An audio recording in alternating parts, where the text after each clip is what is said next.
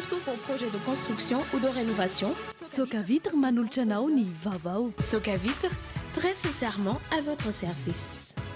La couche molle fixe est beaucoup plus absorbante que les autres couches connues. Couche molle fixe manolotra anao ny fampalalam-baovao.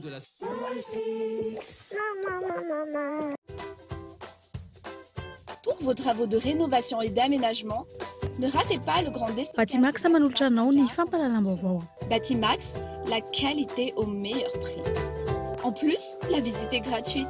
La 4G Batelma vous présente Ny Vaovao.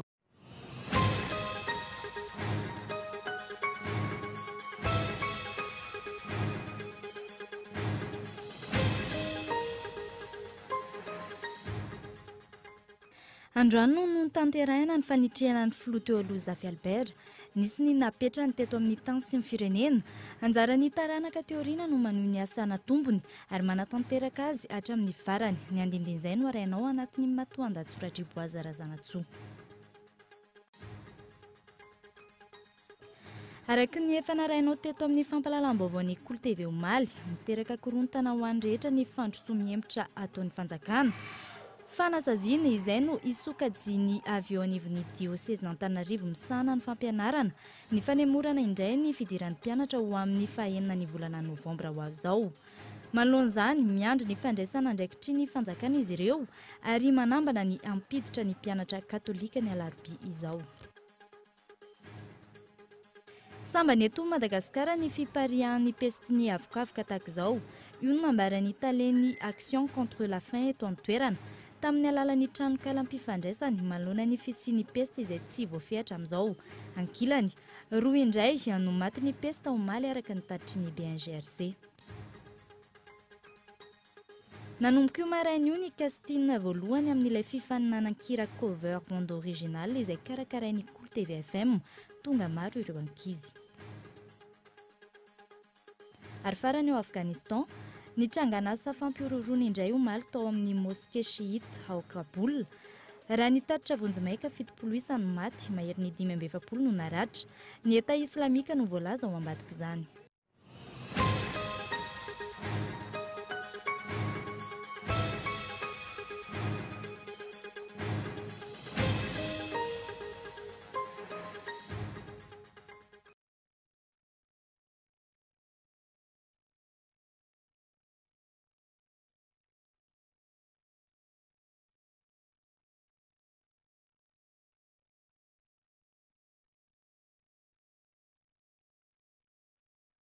Faly miarabantsika rehetra indray tonga soa eto amin'ny fampalalam-baovao ny Kolo TV amin'izao arivo izao. Manasa anao ihany koa anaraka izany hatramin'ny farany. Isan'ny tarantsika ny fampalalam-baovao avy hatrany. Androany no notanterahina ny fanitrihana ny filoha teo aloha Zafy Albert. Nisy ny napetrany teto amin'ny tany sy ny firenena. Anjarany taranaka teoriana no maneho ny asana tombony ary manatanteraka azy hatramin'ny farany. Ny andindin'izay no arainao atao anatin'ny matoan-datsoratra Boazarazana Tsoa.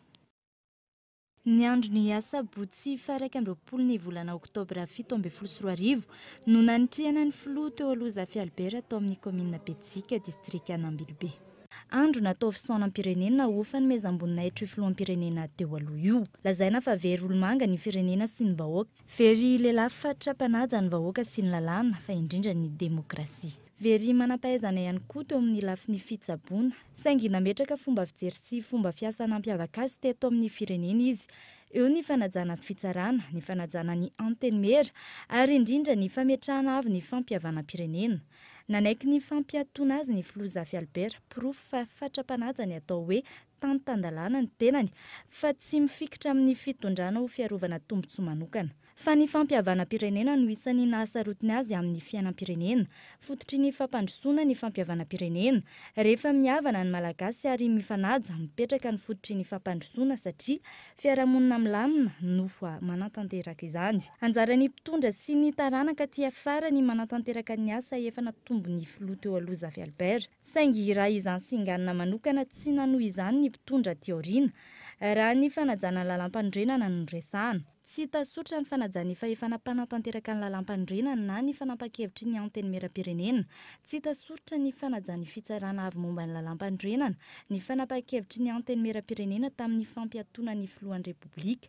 Tsy tasotra ny fanatanterahana ny fampihavana-pirenena, na dia ny filoham-pirenena ary no miantoka ny firaisam-pirenena araka ny andininy 570 ny lalam-pandrenana. Mivaky ny fiarahamonina, tsy misy ny fampitokisana. Fa araka izany dia andro fisaolam-pirenena androany no ny fanitrihana ny filoham-pirenena teo aloha Zafy Albert. Mitohatra amin'ny sasakalina izay fisaonana nasionaly izay, any Betsika Ambilobe no anatanterahana izay fanitrihana ny nofo mangatsikana izay. Voarara araka izany, ny fanaovana fety, ny fivarotana zava-pisotro mahamamo androany, manerana ny Madagasikara. Raha ny hita teny rehetra teny saika nanohy ny asa fivelomany ny rehetra, ary tsy voahaja amin'ny ampahany manontolo izay andro fisaolam-pirenena izay. Fa lafim-baovao hafa tanteraka kosa indray araka ny efa narainao teto amin'ny fampahalalam-baovaon'ny Kolo TV omaly, miteraka korontana ho an'ny rehetra ny fandrosoa mihemitra ataon'ny fanjakana. Fanazaziana izay no isokajiny avy eo anivon'ny diosezina Antananarivo, misana ny fampianarana ny fanemorana indray ny fidiran'ny mpianatra ho amin'ny fahaenina ny volana novambra ho avy izao. Manoloan'izany amin'ny andro ny fandraisana andraikitry ny fanjakana izy ireo, ary manambana ny ampiditra ny mpianatra katolika ny alarobia ho avy izao. Arao ny fanadidina entin'ny Michela Ranartson. Manzavozavo ny tena marina mikasika ny filazana ho fandraisana andraikitry ny fanjakana amin'ny fampidirana ny mpianatra manoloana ny pesta, raha ny fanazavana azo teo anivon'ny didaikana ny direction diocésaine de l'enseignement catholique eto Antananarivo. Mahatsiaro voasazy izy ireo raha ny fanambarana androany. Efa nangina tsy niteny ary tsy sanatra izy hoe manana ara-tsim-panany tompony andraikitry ny sekoly ka hoe andeha naparitaka amin'ny valana aretina fa fanontaniana hoe ny sekoly ve zany ny toerana manaparitaka sy ny trangan'ny pesta no faiza tahaka an'izao. Maninona ministera maro eto amin'ny tany sy ny fanjakana izay ataoko hoe manamora sy manafaingana ary ny fiparitahan'ny pesta, ny sekoly mbola tsisy ny sokatra efa miparitaka ny pesta. Ka izay fanontaniana izay akoatra n'izay tokony mbola voakasika no apetraka hoe tompony andraikitra ny sekoly.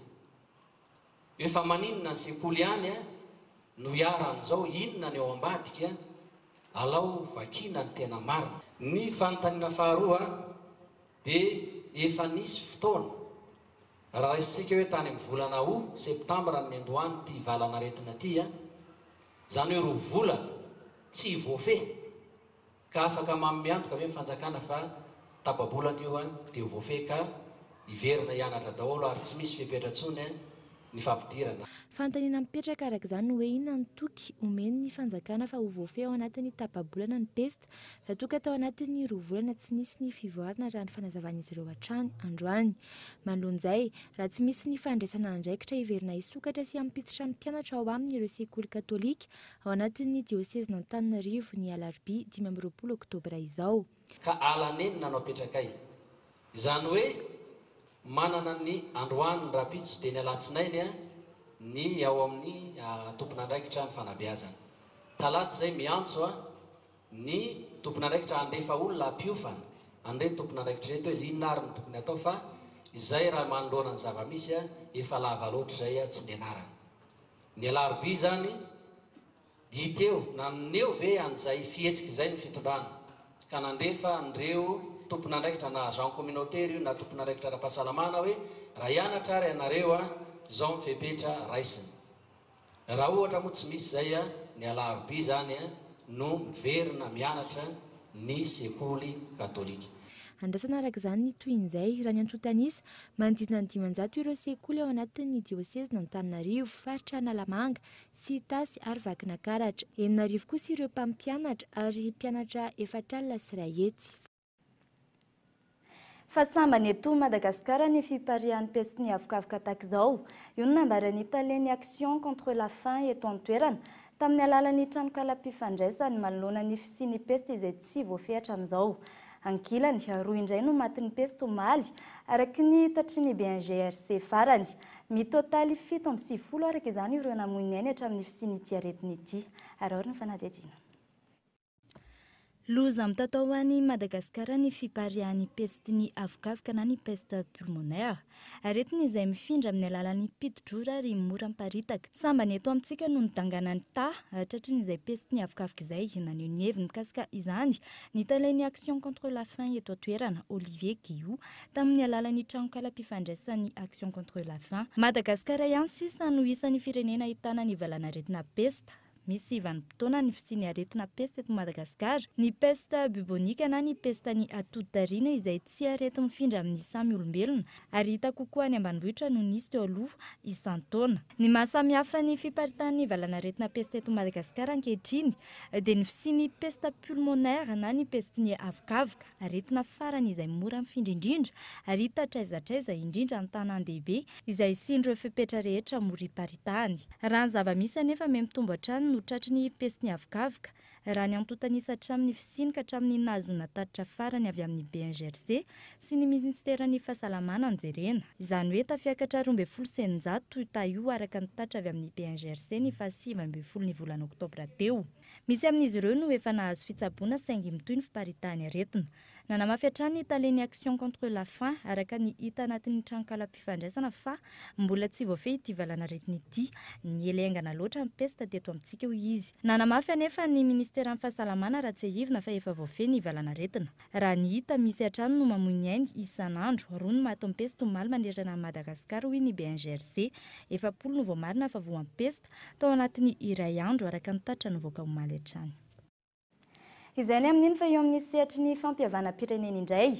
Ilana fotoana maritra ny fanatanterahana izany raha ny fanazavan'ny mpampakaten'ny filan-kevitry ny fampihavanana malagasy. Tao anatin'ny fandarana Kitsipo omaly, ilana finiavana politika avy amin'ny mpitondra izany hoy ny mpandrindra nasionaly ny Antoko Marina. Arao ny ampahany tamin'ny adiefitra tao anatin'ny fandarana omaly. Maître Razafy Mahatratra Valisoa, mpampakateny ambony ao anivon'ny filan-kevitra ny fampihavana-pirenena na ny FFM, efa mpitsara ary manao ny asan'ny mpisolo vava sy andriamatora Nelson Désiré, mpandrindra nasionaly ny Antoko Marina sady mpandalina tantara ihany koa. Izy ireo no nivahiny tao anatin'ny fandarana Kitsipo ny resahana ny tontolo ny fampihavanana. Raha ny fanazavan'ny mpikambana ao amin'ny FFM, dingana maro ary ilana fotoana maharitra ny fanatanterahana izany. Izara telo ireo asa mbao miera anatanterahana izany fampihavana-pirenena izany. Marina tokoa fa mety misy mieritreritra hoe tsy maty manota zany fa hoamena amnistia ny olona nanao zao ve dia mbola homena vola sy ny sisa. Izy io araka ny lazaiko tao processus izy io. Misy commission telo ngeza be ao anatin'io CFM io, ndao ngamba tonga dia afoizitsika hoe CFM, Conseil du fampihavana malagasy. Ao aloha zany le commission vérité pardon, io no andinika an'le resaka amnistie. Tsy misy anefa zany amnistie zany na hoe famitsorana raha tsy misy aloha ny fiaikena. Tadiny marina, recherche de la vérité zay amin'ny teny frantsay, hijery inona zava-misy marina, iza nanao inona. Ny tambiny fanomezana amnistie dia ny ataoko amin'ny teny vahiny satria izay mihitsy le voalaza ao, repentir sincère et public. Zany hoe miaiky apabe maso. Rehefa manao le amnistie tsy inona CFM dia tsy maintsy isy ao zany ilay hoe réparation. Dia miditra amin'le commission faharoa zany le hoe réparation, indemnisation. Izany zavatra zany tsy voatery hoe ara-bola fa réparation koa ny fanarenana ny asa sy voninahitry le olona mety ho very zany dia hojerena daholo zany fa tena zava-dehibe amin'ity CFM ity. Tsy hoe maivana koa ireo fa tsy maintsy atao ireo fa ny tena zava-dehibe ary mifandraiky amin'izay tenin'ny mpahitantara izay dia ilay commission anankiray ao anatin'ny CFM io le hoe refondation de la nation et de la République malagasy. Zany hoe ny olona zany le miteny manao hoe mpanao politika eny miady eo izay malagasy tsy miady ilana ny fifandraisan-tanan'ny olona rehetra satria tsy maintsy jereny fotony inona re no atao re olona tsy hiverena zany crise zany intsony. Tsy maintsy isy zany rafitra eny anivon'ny faritra sy ny commune izay mbola isy décret moa zany hivoaka momba an'izany. Sarotra ny asan'ny mpampihavana ary ilana toetra mendrika raha nambaran'ny mpandalina tantara sady mpanao politika. Raha misy ny antsony hoe fampihavanana dia misy zany ny mpampihavana. Mpampihavana zany zareo amin'ny CFM moa zany efa mipetraka anatin'ilay mpampihavana. satria teotsika nisy koa ny FFKM izay nanao ny antsony hoe fampihavanana. Ny tena zava-dehibe aloha zany dia ny hoe ny mpampihavana dia tsy maintsy olona madio fo. Tsy afaka any hoe ho an'ny membre en CFM zany raha mbola misy anankiray fotsiny ao amin'ny CFM ka mametraka olana mbola manana olana amina resaka firaisankina sy fanomezan-tany amin'ny malagasy sy amin'ny resaka fampitondram-pahefana dia efa manomboka isy problema amin'ny fampihavanana. Tsy tokony hanana intsony an'izany hoe endrika fifanenikilehana na fanavakavahana na mety hanimba n'ilay fampihavanana satria rehefa miala izay dia tonga dia manomboka tapitra sarotra be ilay fampihavanana. Ary anisan'ny somary nanahirana tamin'ny andron'ny ataontsika hoe ray sy roa arivo zany zavatra zany satria na tiana na tsy tiana ny maro tamin'ireo mpikambana atao amin'ny FFKM nisy tendance politika dia nanomboka sarotra ny toerany teo amin'ny sehatra ny fampihavanana. Fampihavanana amin'inona ny tokony atao dia hoe fiheverako azy aloha zany dia hoe rehefa mirindra tsara aloha ny fifehezana ny fahefana io zany. Izay mahatonga ny olona nge mitake andao anao fédéralisme satria mahatsiaro izy fa misy olona anankiray hivangongon'ny fahefana na misy faritra anankiray hivangongon'ny fahefana. Za miteny aminareo fa finiavana politika io ary izay mahatonga ny jereo nge rehefa vanim-potoana ny teteza mita miena kokoa ilay fifandroritana politika satria nisy fifandaminana tsy maintsy natao tao amin'ny fifandaminana fahefana fa rehefa manomboka azo na antoko anankiray ny fahefana dia manomboka amin'izay le hoe fandrirotra ny rototaka izay le mahatonga amin'ny teny hoe le fampihavanana zany tsy hoe ianona mpihavanana amin'ny anina fa hoe andao arindra amin'ny fiarahamonina hiteraka fihavanana na any fotony io na aty atapony. Ilana finiavana politika avy amin'ny mpitondra sy ny fiaraha-misalan'ny rehetra araka izany ny fanatanterahana ny fampihavanana ho hiatrany izy ireo. Raha ny fanazavana trany ankoatra ny fanomezana ny rekomandasion manana fahefana anatanteraka sy andray fanapahan-kevitra ny FFM izay hijery akaiky ny tsy isian'ny fampiasana ny fahefam-panjakana na ny fitaovam-panjakana amin'ny tombontsoa manokana toy ny fiatrehana ny fifidianana. Raha mpitso ao anatin'ny fampahalalam-baovao tahaka izao no iresahana ny toy ny mahakasika izay ampahany tao amin'ny fandaharana ankitsipò izay. Faraky ny nambara tamin'ny lohatenim-baovao dia nanomboka io maraina io ny kastina voalohany amin'ilay fifaninana-kira cover bande originale izay karakarain'ny Kolo TV FM. Tonga maro ireo ankizy izay natrehany ireo ray aman-dreny ihany koa. Mikaela Ramarla. Ny hira amin'ireo sary miaina no tena safidin'ireo ankizy nandray anjara amin'ny fifaninana-kira cover bande originale. Ao ireo mbola nanao ny famerenana.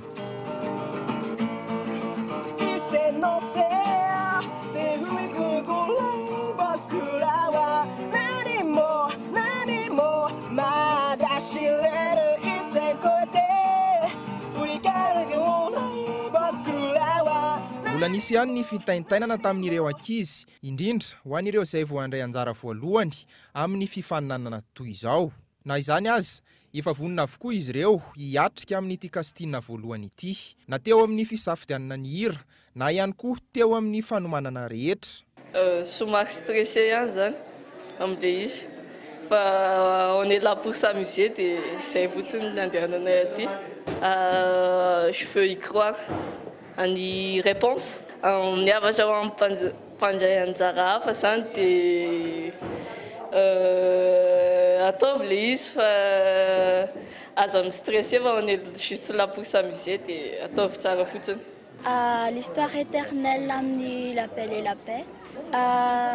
Ny antony izy misy ohatrany hoe le tony le parole an'le izy misy émotion dia sady mety tamin'ny hoe premier casting dia mety amin'le feon'azy. Fanomanana sahiran-kirana kely ihany no mitady vocal fa efa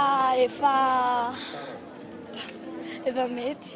Bon chance daholo dia tsara mozika fa toy izy izay mpandray anjara.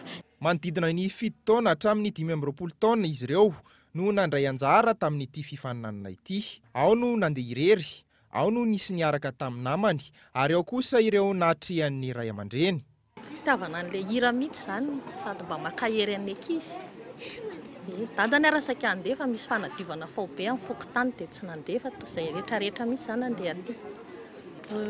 Atombotombotra ihany ilay fanomanana fa zany hoe ilay hira zany efa hainy ilay izy, Efa izy tia mihira zany dia ireo fahainy ilay izy. Vao naheno tamin'ny radio izy dia izay ianao. L'histoire de la fille à roi lion. Satria ilay tsy bebanao. Rehefa nety ihany.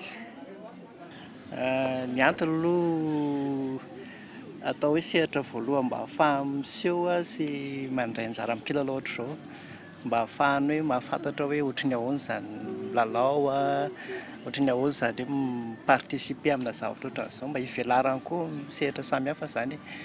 Dia mahafinaritra koa ilay kilalao zany, dia mba hoe alao mba hampandraisana anjara izy.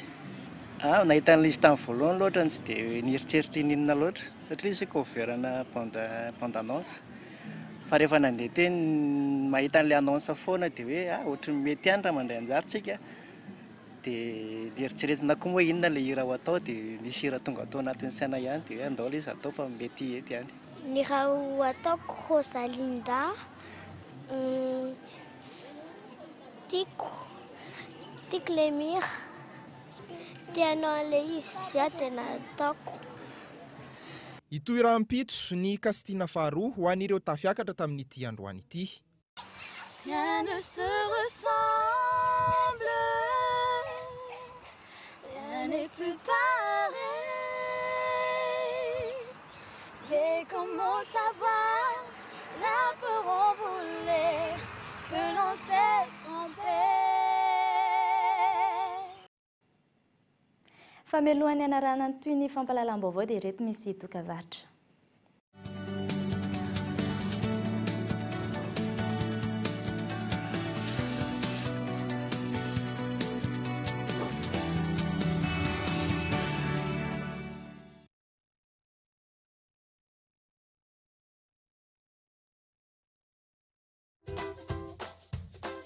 Pour vos travaux de rénovation et d'aménagement, ne ratez pas le grand déstockage de Batimax Saint-Jar pendant tout ce mois. Des produits de qualité à prix réduit. Batimax, vous trouverez tout. Peinture, carrelage, sanitaire, quincaillerie et plus encore. Batimax, la qualité au meilleur prix. En plus, la visite est gratuite. Une dose de chaleur et attendre le temps qu'il faut pour cueillir le goût. Chez Le Sieur, nous récoltons votre confiance en allant chercher le meilleur des œufs frais chez eux. Avant de les confier à des mains expertes, chez nous, et vous donner le meilleur de la mayonnaise, chez vous.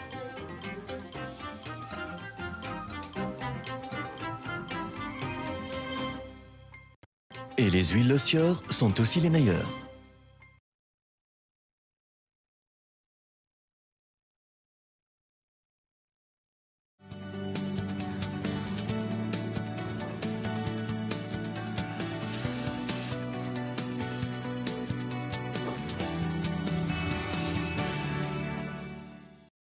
Tavaverina eto amin'ny fampalalam-baovao isika zandary iray no maty nandritra ny fanafiana nataon'ny dahalo tao amin'ny distrikana Andilamena sy ny distrikany Amparafaravola ny farany herinandro lasa teo.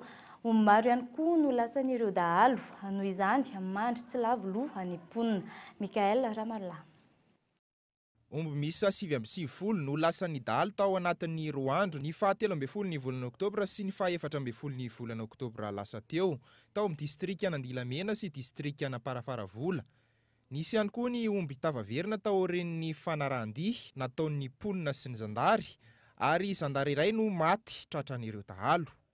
Vokatry ny fanarahandihy nataon'ny fokon'olona tao an-tanàna no nahazahoana ka natafaverena indrindra fa ny valam-befolo tamin'ireo omby tafaverina kosa moa dia nitafatafahan'ny dahalo avokoa ny tongony fa kosa voasambo velona ireo dahalo ny fanarakomby iray sy zandary iray ka tamin'ny fomba filoadiviana no namonoana indrindreo ilay zandary dia mbola ampery Kianadrara avy eo amin'ny brigady Andilamena noho izany mandry sy lavona mponina raha ny zava-mitranga tao anatin'ny komina Andrefakely Sidahiny ihany koa fokontany Ambodifiry distrikana Amparafaravola. Efa maro ny fitarainana nataon'ny mponina sy ny tompon'andraikitra saingy mbola miandry izy ireo ny fandraisana andraikitry ny fanjakana momba ny tsy fahandriam-pahalemanao an-toerana. Mitantara ny fanafiana ny ainany kosa ireo mponina mahakasika izany. dia efa fazarina ataonjareo hoe avoany ombo izy tapah daholo mitady zavaly dia efa zay moa dia efa niditra dia efa aza misy voaka fa maty dia niditra zay dia vilesiny fa nitso dia zay izy frikasofle indray nena tsy nanorona nompo tao tsy mitao zay aloha zava-nisy nitanay zay teto nandohany voalohany teto zareo zany niaraka firesaka le mpanarako fa alina moa niady dia tsy hitanay 700 lavo zareo teo amin'ny adiny ray teo zay vao nivoron'olona na tsy azo lava dia zay vao tokotokony teo amin'ny adiny ray sasany zany n'olona lasa nanarako netaentanay fokon'olona zany dia mangataka ny fiaraha-miasa sy mangataka maramila zany mbo mipetraka aty aminay fa mafy ny raha mahazo anay ty ambanivohitra raha zao foana mahazo anay atreto efa maro ny vavaona alefa sy nampitaina teto amin'ny Kolo TV FM mahakasika ny tsy fandriam-pahalemana na izany teto an-drenivohitra na ihany koa any amin'ny faritra fandraisana andraikitra matotra araka izany no andrasan'ny mponina. Eo amin'ny tontolon'ny fampianarana fenitra maro no tokony hiaraina mba hanatsarana ny vokatry ny fampianarana sy ny fanabeazana eto Madagasikara amin'izao fotoana izao, indrindra eo amin'ny fotoana ianarana sy ny faharetana. Saika mendrika ora ny ankamaroan'ny mpampianatra amin'izao fotoana izao no ny antony maro ka tsy voahaja intsony ireo lafiny ireo amin'ny ora manitra. Fenitra eo amin'ny ora fidirana sy firavana, ny taranja tokony atao amin'ny maraina sy ny hariva, ny faharetan'ny taranja iray, ny halavan'ny taom-pianarana, ireo no isan'ny lafiny zavatra tsy maintsy jerena ho fanatsarana fanabeazana sy ny fampianarana eto Madagasikara. Miovaova araka ny sokajy sy ny ambaratonga misy ny mpianatra avokoa ireo fenitra ireo amin'ny ankapobeny. Mitaky fanovana fenitra ny tontolon'ny fampianarana amin'izao fotoana izao. Amin'ny ankapobeny, efa tsy mifanaraka amin'ny zavatra iainana intsony ny fampianarana eto amintsika. Anisany zao ao anatin'ilay rythme scolaire izay efa teneninay mandrakariva dia hoe raha miditra amin'ny fito sasany le ankizy le mirava amin'ny 12 sasany amin'ny ray efa tsy mety amin'ny ankizy kely nge zany ny olon-dehibe raha tsy mazaka an'izany fa tokony hovany io rythme scolaire zany dia anisan'ny fanatsarana zany izay mbola averinay foana fa hoe tokony anisany hojerena satria mety mahatonga tsy fahazotoan'ny ankizy mandeha mianatra zany mety mahatonga ihany koa ny faratsian'ny vokatra satria le ankizy rehefa folonona hatramin'ray zany inona nataony fa manoka fotsiny zay efa tsy mihinan-kanina amin'ny sasany ary tsisy hoe misy kantina scolaire dolodolo ny sekoly rehetra zany misy ihany koa ny fanovana tokony atao eo amin'ny faharetan'ny fampianarana sy ny taranja atao amin'ny maraina na ny hariva. Marina zany tokony tapahana anankiroa izy io hoe mety mianatra adiny 3 sasany ny maraina ny ankizy ny adiny 2 ny hariva. Ny tokony izy zany raha amin'ny fandihan-javatra zany dia ny maraina zany saika mbola ataontsika hoe mbola vaovao mbola mazoto ny ankizy dia any le resaka teorika ny tena tokony ho betsaka fa le hariva zany any ny resaka hoe fampiarana ny tokony ho betsaka eo amin'le resaka fampianarana zany mba ahatonga n'ilay ankizy azoto hianatra zany ary azoto mandeha makany ampianarana. Mibahana kokoa ny lafiny teorika amin'ny fomba fampianarana malagasy. Io no isan'ny antony tsy mbola ahitana vokatra tsara eo amin'ity sehatra ity. Olana eo amin'ny enti-manana amin'ny ankapobeny, ny sakana tsy ahafahan'ny ankamaroan'ny sekoly, indrindra fa ny sekolim-panjakana, manome vahana amin'ny fampiarana. Raha tsy ahivina, nidina avokoa ny tahapahafahana fanadina-panjakana tato anatin'ny taona vitsivitsy.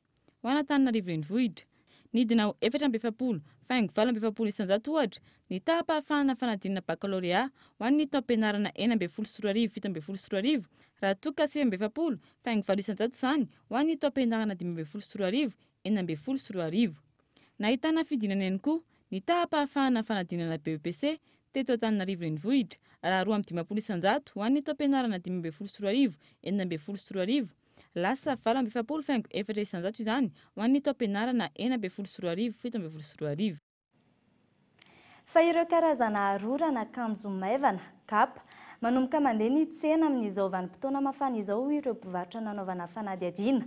Mijanona amin'ny teo aloha hatreto ny vidin'ireo entana. Hiakatra kosa izany, afaka 2 volana eo. Arao ny fanadihadiana. Vaninandro mafana ny fisiny rotsakorana. Tobaka ny tsena avokoa ankehitriny ireo karazana arorana samihafa saingy tsy mbola mandeha ny tsena raha ny fanazavana. Ho an'ny elo sy ny akanjo arorana toy ny teo aloha tsy nisy fiovanatra eto ny vidiny hoy ny mpivarotra, izany hoe mijanona amin'ny R1 ka hatramin'ny R3. Ny volana janoary kosa no hiakatra ny vidiny. Ny olona zany mbola tena tsy dia tena hoe any amin'ilay elo aloha ny endrikendrika voalohany fa ny fitaovana mpianatra nefa mpianatra ry tsy mbola mihitsy amin'izao zany aloha zany mbola ataontsika hoe provisoire fotsiny zao ny fivarotana hely hitanao hoe erikerika kely sy zany fa ny any tena hoe cyclone any amin'ny janvier any vao tena hoe orana diany izy vao tena hoe mandehandeha nefa tsy afa-manoatra koa zay fa any izy asonitry ny grossiste dia zay zany zay zany manjary ohatrany hoe tenen'ny mpanjifa hoe manararoatra nefa tsy dia avy aminay loatra fa avy any amin'ny grossiste koa misonitra dia voatery zay tsy maintsy manasonitra kely reny zany zao ny tena maharesy lahatra ny ray aman-dreny ny mpianatra indray ilay imperméable ohatran'ny hitanao hoe misy sarisary reny ohatran'ireny zany tian'ny ray aman-dreny ny mpianatra satria reny zany maharesy lahatra ny ankizy. Ankoatr'izay ny akanjo maivana ihany koa no isan'ny mahaliana ny mpanjifa amin'izao fotoana izao. Nitombo 50 isanjato eo ny lafo raha noharina ny vaninandro ririnina, hoy ny mpivarotra anontaniana.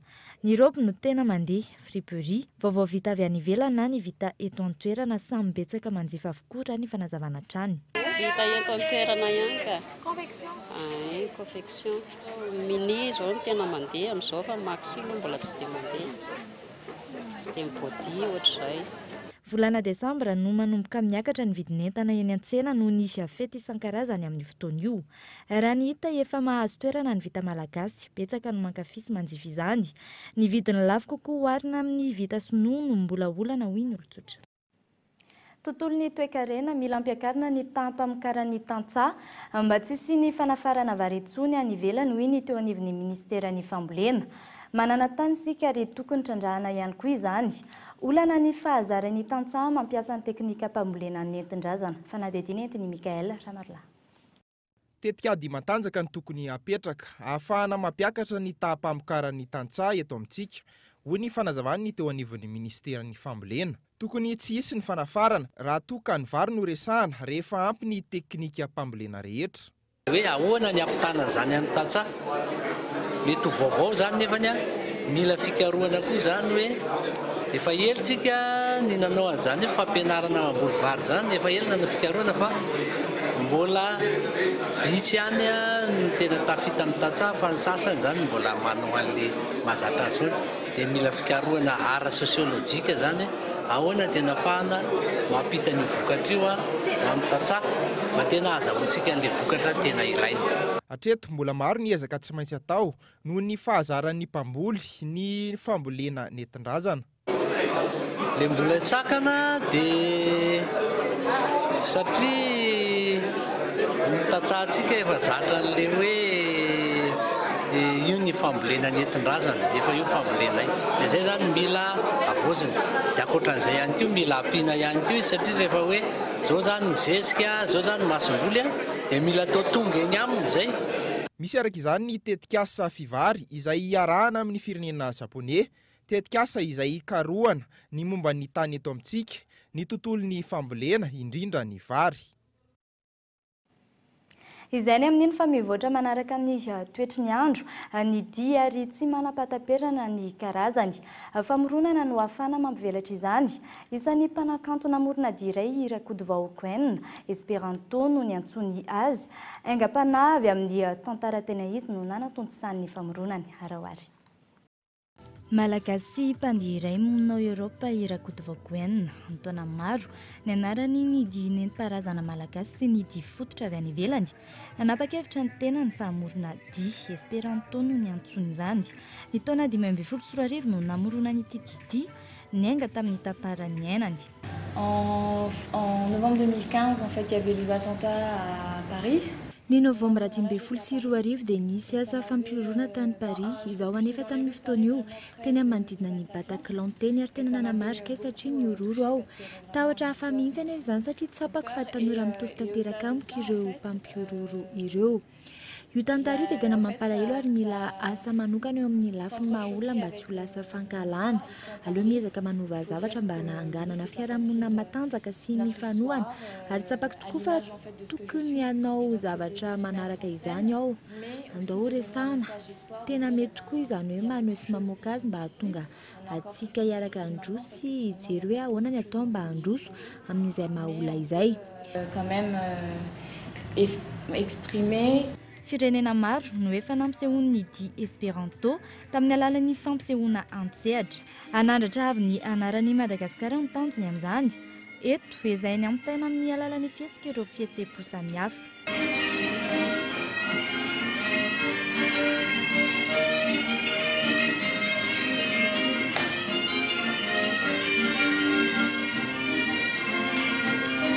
Mais c'est moi qui ai créé tout et en fait c'est des tableaux, toujours je fais des tableaux. Toa daholo ny namorona an'izy manontolo izay fanehoan-tsary foana tsy tena hoe tantara fa fanehoana an-tsary izy ito. Tsy tantara manontolo iato eo fa fanehoana an-tsary fotoana manokana ohatra hoe ny fahazazana. Fomba fijeriko ny herisetra, sarisary tiako aseho amin'ny alalan'ny dia ao anatin'ilay fanehoana an-tsary ohatrany hoe fihetsika miforiny manana rindra antsehatra tsara izy ito fa avy eo koa arakaraka ny mpijery ihany. Et c'est des images comme ça que j'avais envie de mettre dans la danse, dans les tableaux. Ohatra iray ahafahany rehetra manomevana ny famoronana ho izy ny tahaka izao, ahafahana mampivoatra ny tontolon'ny dia. Endrika hafa fataon'ny tanora ankehitriny mampivoatra izany ihany koa ny fanafangaroana ny dia nentim-paharazana sy ny dia avy any ivelany.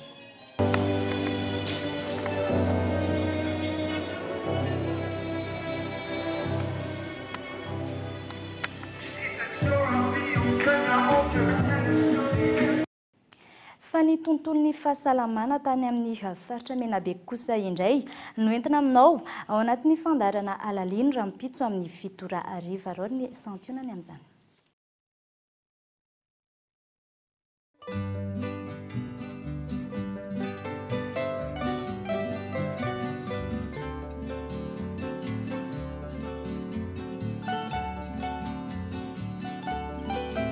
Faritra Menabe, distrikan'ny Morondava, tombom-pahasalamana maromaro no niompana ny fanadiadiana.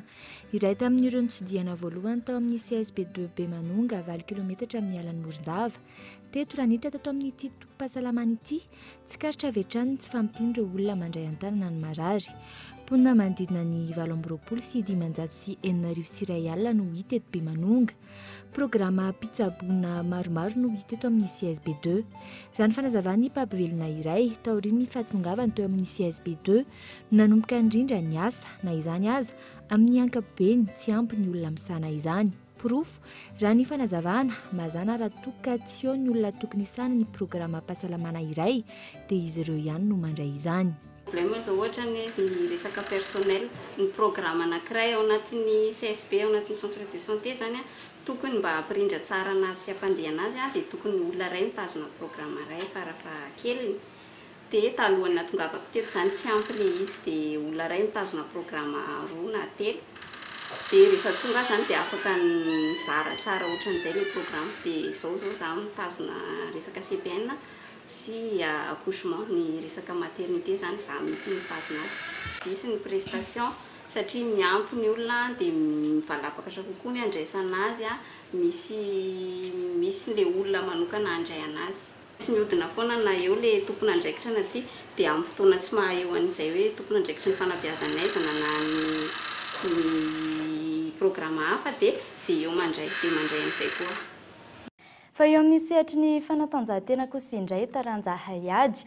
Nangingina tato anatin'ny roa taona ny taranja taekwondo. Tsy nisy ny fandraisana anjaran'i Madagasikara teo amin'ny fifaninanana maneran-tany na taty Afrika izany na maneran-tany tadidin-domondoza. Ity taranja ity raha tsy misy ny fandraisana andraikitra matotra ny amin'ny fanarenana ireo lesoka rehetra rao ny fanadiadiana. Ny totongana ny taranja taekwondo malagasy tato anatin'ny roa taona io no azo amtinana ny tatitra nataon'ny filohan'ny federasaona eo amin'ity taranja ity. Nanomboka tamin'ny taona 2012 tsy nisy na ny fifaninanana nasionaly na ny fifaninanana iraisam-pirenena tao amin'ity taranja ity. Tsy nisy ihany koa araka izany ny fandraisana anjaran'i Madagasikara teo amin'ireo fivoriam-be iraisam-pirenena amin'ny taranja taekwondo WTF. Mila fanarenana entitra ity taranja ity araka ny nambaran'ny filohan'ny federasaon'ny taranja taekwondo mba ho fisorohana ny sazy eo amin'ny sehatra iraisam-pirenena.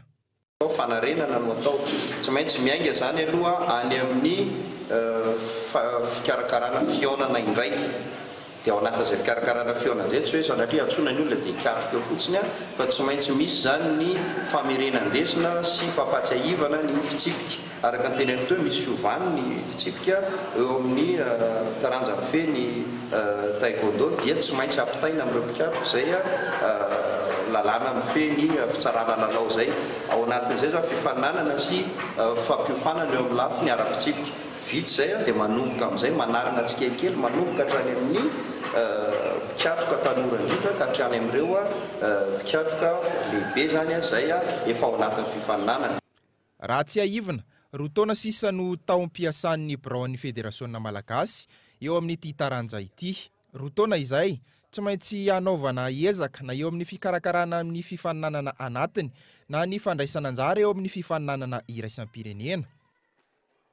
Eo amin'ny maresaka iraisam-pirenena kosa indray eo Afghanistan, nitrangana asa fampiroroana indray omaly tao amin'ny moské chiite ao Kaboul. Raha nitatitra vonjimaika 70 isany maty, mahery ny 520 no naratra.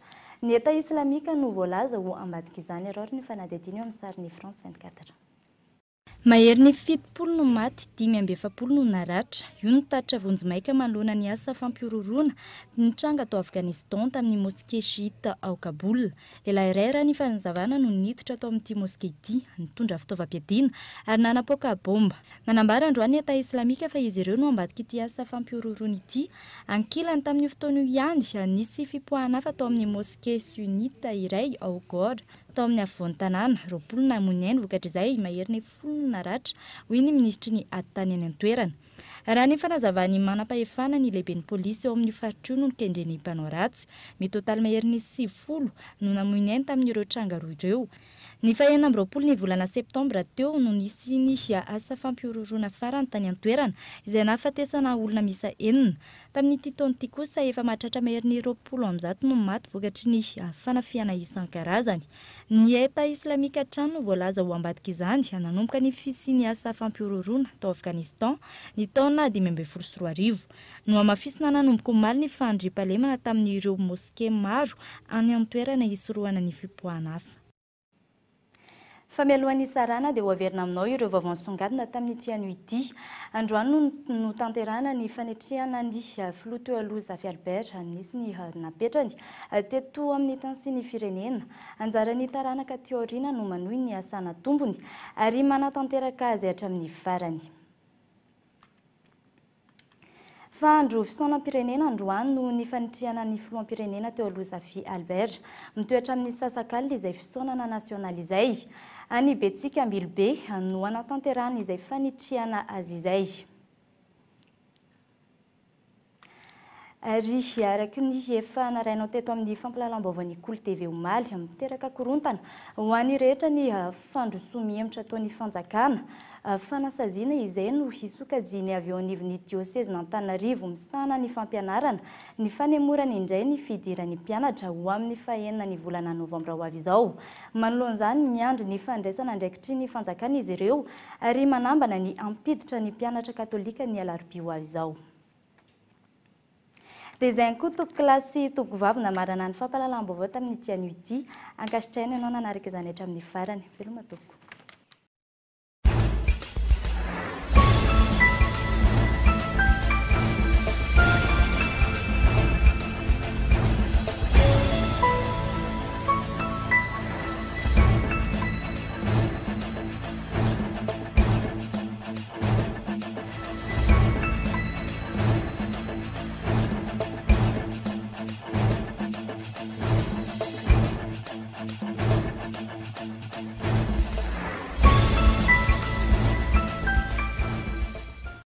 La 4G by Telma vous a présenté Vaovao. Pour vos travaux de rénovation et d'aménagement, ne ratez pas le grand Batimax nanolotra teo ny fampalalam-baovao. Batimax, la qualité au meilleur prix. En plus, la visite est gratuite. La couche moelle fixe est beaucoup plus absorbante que les autres couches connues. Narainao teo ny fampalalam-baovao niaraka tamin'ny couche moelle fixe. Pour tous vos projets de construction ou de rénovation. Narainao teo ny fampalalam-baovao niaraka tamin'ny Soka Vitre. Soka Vitre, très sincèrement à votre service.